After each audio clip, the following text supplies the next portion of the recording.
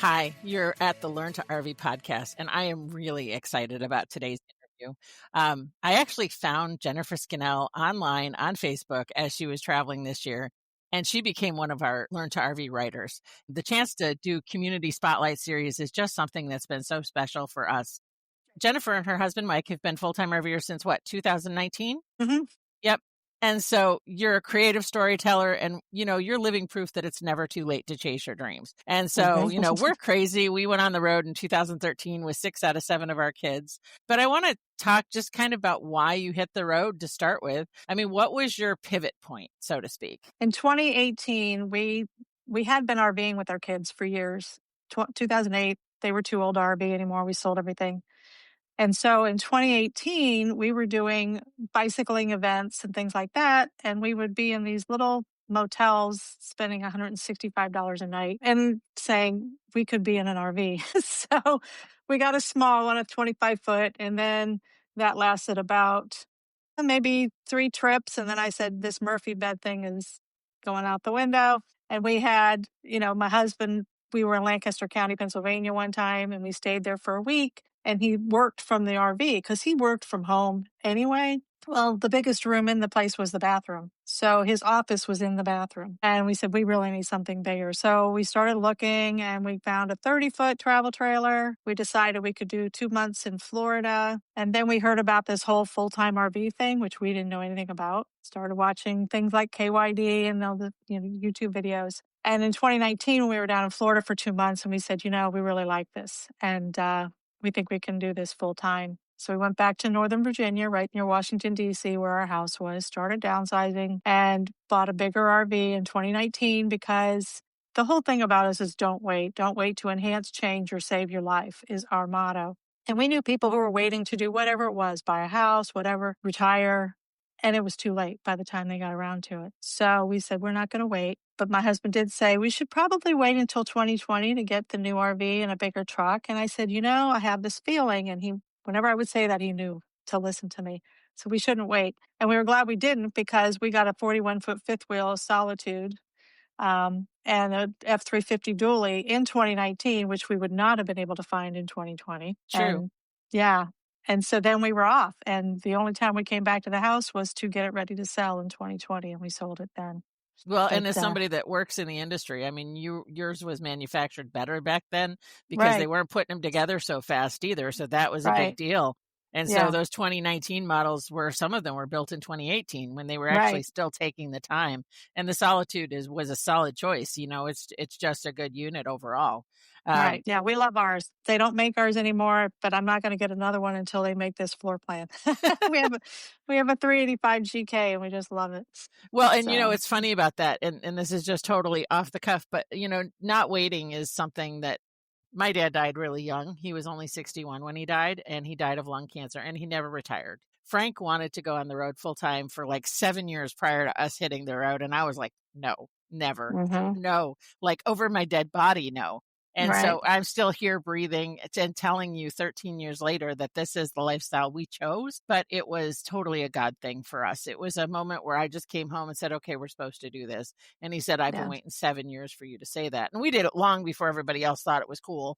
But, it's one of those things that, once I feel like you kind of know, right? Yeah. Yeah. Oh, yeah. I mean, I had a quilting business. I had a studio in my house, a long arm quilting machine and everything. Oh, wow. And I sold it all to do this.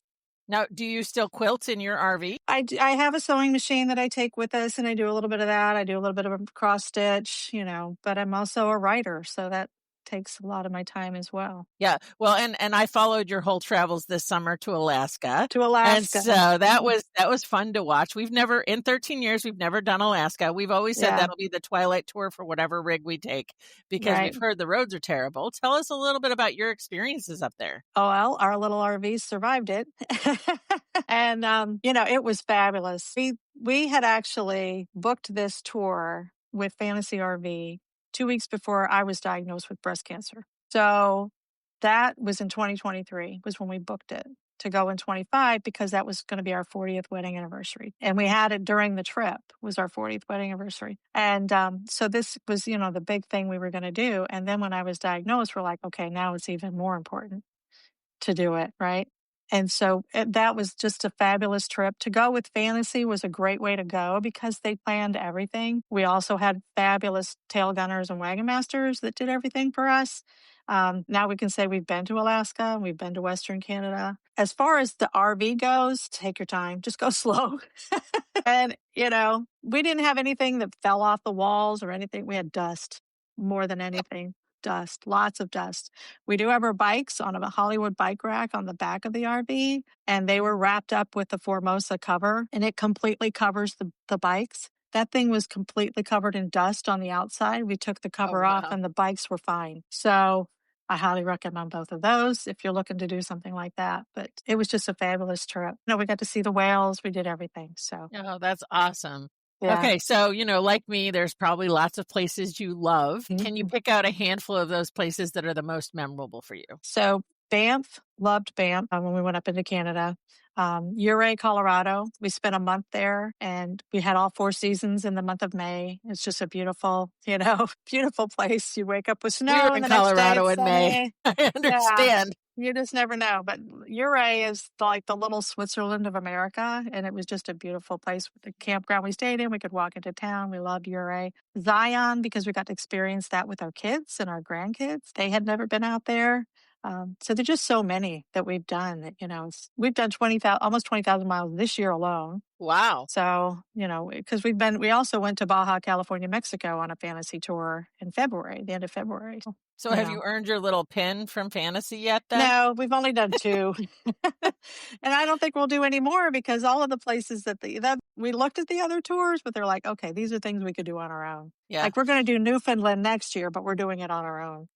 Well, and we have friends that did Africa with Fantasy and absolutely love the Yeah. experience, but they only do Yeah. that like once every other year, I think. And so you Right. have to catch them before it fills up too. Can you tell people a little bit what Fantasy Tours is? You don't work for them. And Yeah. so, So fantasy tours, they book everything for you. They book your RV parks. If they're going to do a dinner out or whatever, they make those reservations. If it's a group dinner, they give you a book that has step by step driving directions and, oh, stop and see this on your way, and the wagon master will leave at this time. The tail gunner's going to leave 2 hours later. You can leave anytime in between.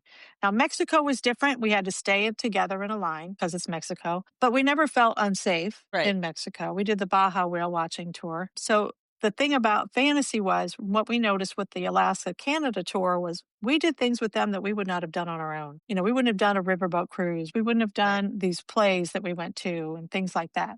So that's what's great about fantasy is it gives you such an awesome experience that you probably wouldn't do on your own because you don't know it's there. Right. And well, I tell people it's like a rolling rally. And so It that's the is. best way to explain what, Yeah. they offer as far as that goes. And there's other companies that tour those places, Hmm. but Fantasy is one of the oldest in the industry. So it's just Right. interesting. Right. Let's slip into kind of your writing life. You have a Okay. very busy writing life out there.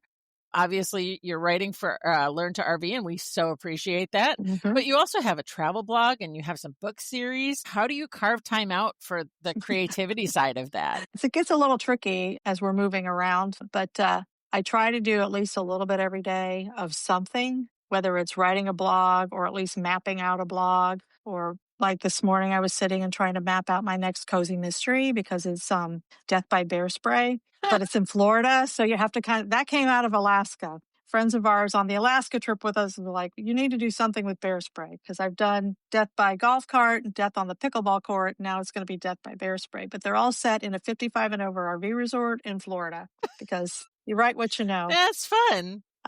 Yeah. So, and there's a little dog that is psychic that helps because I love those kind of things too. She helps to tell the story and solve the mystery. I also have a 5-book contemporary romance series that was the first one I did. And it was about a group of women in a small town in Virginia who quilt. And the older ones give advice to the younger ones about love and life and everything. So that is out there as well. And then I'm going to hold it up. This is our book, Don't Wait, Our Full-Time RV Journey Through Breast Cancer, which is my story about how we dealt with breast cancer while living on the road full time. And they're all on Amazon. Yeah, and that would be So, helpful to so many people. My yeah. mom is a breast cancer survivor. She has Mhm. lived 26 years past her Nice. diagnosis. And Right. she's still around to tell the tale. Breast cancer, it's life-changing, obviously, Mm-hmm. but it doesn't have to be the end of it for sure, and you're No. living proof of that. We'll drop your link on this episode so people can get that book too. How did your mindset change with the breast cancer diagnosis going into 2023 and 2024? So that was more of, I mean, I told my breast surgeon when I was diagnosed, I said, I'm going to the Terminal Roses parade at the end of the year. We did the escapees hop. I told him, I said, it's not, I want to go, I'm going. And I said, whatever we got to do to get me there, and I was almost 60 at that point. And I said, I don't want to have to deal with it anymore. I'd had one abnormal on the road, had to find a place on the road because the September before in 22, I had my mammogram and we left because every year, the way we do our life is we come back to Ohio twice a year in Okay. the spring and in the fall. This is our medical home base. This is where our grandkids are. So this is our medical home base. And we get all of our medical stuff done and then we leave. Well, in 22, I did that. And then on the road, they called me and said, you need a follow up. And I said, I've already left. So I had to find a place on the road to do a follow up mammogram and ultrasound. Wow. I finally did. And it actually was the place that I used to go to when I lived in Northern Virginia. They did the mammogram, but they didn't do the ultrasound because they said there's nothing there. So all winter, I'm like, they didn't do the ultrasound. And the next year, we were supposed to be in Glacier. Mike had planned this great trip for us. We were supposed to be in Glacier when I would get my regular. So I called my insurance and they're like, you can get it whenever you want. So I got it in May of 23 here in Ohio. And that's when I found out I had breast cancer. So Dublin, Ohio is where my breast surgeon is. And he actually wrote the foreword for my book, Oh, neat. which was wonderful. Yeah. But, it's what it's done is Mike and I now live that life of don't wait to enhance, change, or save your life. Just get out there and do what you can while you can, because you just never know, what's going to happen. And I decided just to go and say, just do a double mastectomy. I don't want reconstruction. I'm fine with it. I have a scar from one armpit to the other, and I'm okay with that because I'm out and I'm Right. going and doing. I ended up not needing chemo, not needing Oh, that's radiation. awesome. I'm on medication that sucks because it gives me joint pain and stuff, but Yeah. I'm still moving, and that's how we look at things now. We don't wait to do it. We're just going to continue to keep going and doing what we can until God forbid it comes back, which hopefully it won't because I'm taking the medicine for that. What do you hope that readers would gain from your story? Because obviously that's a journey in itself. I know don't wait, but what does that mean for real life? I Yeah. mean, like take the trip. I get that because, we Right. hit the road Right. right after Frank retired from the Marine Corps. So we were young, like we were Yeah. like not even 40 yet. But Yeah. it was crazy because everybody was like, oh, you're nuts. Do you hear that kind of, sentiment even for you guys? People are shocked when they hear how we live. You live in 400 square feet. And in fact, my doctor, he's from Elkhart. So he Oh, okay. knew the RV industry and he knew RVing. He didn't have an RV growing up, but he knew people who did. And so when he told me that the medicine I was going to be taking would be putting me basically in menopause for 5 years, he looked at Mike and he said, 400 square feet? Good luck. And I said, come on, I'm not that bad. But you live in 400 square feet. They're like, where do you put all your clothes? Where do you put all your extra stuff? And I'm like, we don't have this is my closet space, Right. and just basically, I think the don't wait thing for me is just to tell people if you have something, whether it's your medical stuff, you need to make sure you get keep up with all that. Keep up with your colonoscopy that nobody wants to get, the mammograms, all the testing that you need to get normally. We make sure that we do that every year. I line up all the appointments and drag my husband to all the appointments, but we get them done. We've had problems where we were at the dentist. We flew back here in April because we were on the West Coast and we were going to be going to Alaska. So we were in Salt Lake City. We left our rig for 2 weeks at this great place, flew back here, was in an extended stay for 2 weeks to make sure we got all those medical appointments done and the dentist and everything. And my husband ended up having a tooth that had to be taken care of. Well, the Wow. dentist was sick the day before we were flying out. So I Oh, found a no. place in Salt Lake City. I had to do that. Turned out he needed an implant, not just a filling. It got way more extensive, but we were able to readjust things, and so that he could get to all of those different implant appointments with Salt Lake City. And now we're going to finish it actually in Tucson. I mean, You figure out ways to handle all of these different things that pop up, but you still keep going and Yeah, you because still life keep still doing. happens while you're traveling for sure. Right. Right. You've shared your story at other, RV rallies and podcasts. Mhm. What has Mhm. it meant to connect to others, like going through experiences similar to yours? So I always say if I can touch one person, even if there's only that one person in the room listening to me and I touch them, then it was worth it. It was worth going to that rally and doing that rally, right? I've had more people come up to me and say, "Thank you. I'm getting the book. I'm giving it to this person or you've really helped me." In the book, the first half of the book is about our RV journey and the second half is picks it up where I was diagnosed. And then what do? We had to find a place to stay long term. We didn't know how long. We didn't know if I was going to need chemo or not. We had to leave the place where we are right now because he didn't have room for us. And we found another small family campground in the area that she said, you can stay for as long as you need to. Well, and that would But have been it's a totally different situation if you'd found out in the fall with how right. many campgrounds closed down in the wintertime. People don't realize those navigational challenges would have added to that equation. You Exactly. waited and, who knows Exactly. what that looks like. But, I Yeah. mean, there are other challenges out there that people just don't ever consider.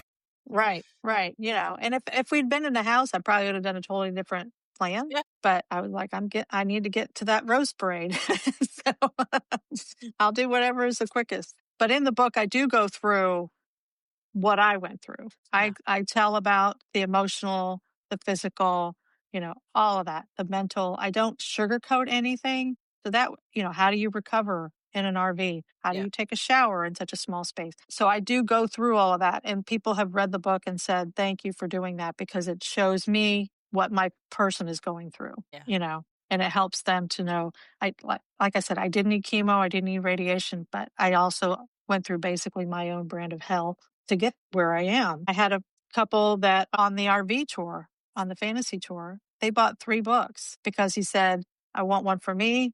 I want one for this person who's just diagnosed. And I want an extra one because somebody else is going to be diagnosed down the road. I'm like, this is like a really sad Hallmark card. So, but and that's what I hope people get out of my book is learning that this is what they go through, what a breast cancer patient goes through, but also what how you can help yourself to do what it is you want to do. It doesn't even have to be going RVing. It can be anything. Absolutely. And it's not even necessarily, about RVing. It's taking the trip. It's, going Hmm. on the cruise of a lifetime that you've always Right. dreamed of going on. And so, I think that your motto of don't wait to enhance or change or save your life is super important, especially to the audience and Learn to RV, because I think so many of us do wait till we're retired. And I mean, Hmm. Frank and I are an exception to that rule. Families out there would tell you today, oh, we're doing it younger. And a lot do, but they only stay about 2 years on the road. And so they do Right. this bucket list trip that's absolutely insane. And like, I don't even have a list. I mean, I have things I still want to see, but I don't have like this roaming list that I have to tick off. That's why we're still doing this 13 years later. Right. What's the biggest lesson or surprise that full-time life has given you and Mike as a couple? That we can live in 400 square feet and still talk to each other. That's fair. And then what's next for you? What do you have coming up? Travel? Do you have another book coming up? A project you're excited about? We'd love to know all about that. Okay. So I'm working on Death by Bear Spray. That's a slow So just process. so you know, when I was in Yellowstone, there was Hmm. actually people that would come up and think bear spray was something you could spray on like suntan lotion. So just to keep that in Yeah. mind. Oh my gosh. Yeah. No, that's not what that's for. Disclaimer, it is not for that. It is not for that. No, no. So I'm working on that. We're trying to work on, and this is where you and I kind of communicated a book where for beginning RVers that Mike and I are trying to put together. If I can get him in gear. I've got some of my parts done, but I need him to do some of his. So we're slowly working on that book that will be coming out probably next year sometime. And I have a great project that I'm hoping to bring you in on regarding that too. So that's Oh, coming real great. soon. So yeah, Awesome. Awesome. Yeah, we're going to be actually in Mesa, Arizona for 3.5 months nice. at an RV resort. It's beautiful. We've been there before, Val Vista. And so half of December and all of January, February, and March, we're going to be stationary. And I'm going to be like writing, and doing some sewing because they have a quilt studio. So I'm Oh, excited about that nice. That's too. always So I can fun. do some of Now, that. do you teach classes or anything when you go to a resort like that? No. Well, I've never done that at that resort, but no, I've not taught classes there. I Gotcha. used to teach classes a long time ago, but I've done many, many things Well, that in sounds my like an life. exciting winter for you guys, or a Yeah. slowdown season. But slowdown seasons, sometimes they're great times to like regroup, refresh, revive. And so those Yes. are important too. Well, thank you so much for taking the time today to share your honesty and your heart for this journey. Life on the road isn't something that we promised, and it's certainly not just about where we're going. A lot of times it's the people we meet along the way. And so community Right. is the heart of this. Where can you find your blog and all of that stuff? If you don't mind Mhm. dropping those links, we'll put them in the show notes. Okay. Yeah. So I have two websites. JenniferSkinnell.com is my author site where you can find all the books, and theramblingquilter.com is our travel blog. Well, until next time, like, subscribe. Don't forget to go follow Jennifer's stuff and order her books because they're fantastic. So Oh, thank you. keep rolling forward. Just don't wait. Thanks, Jen. Don't wait.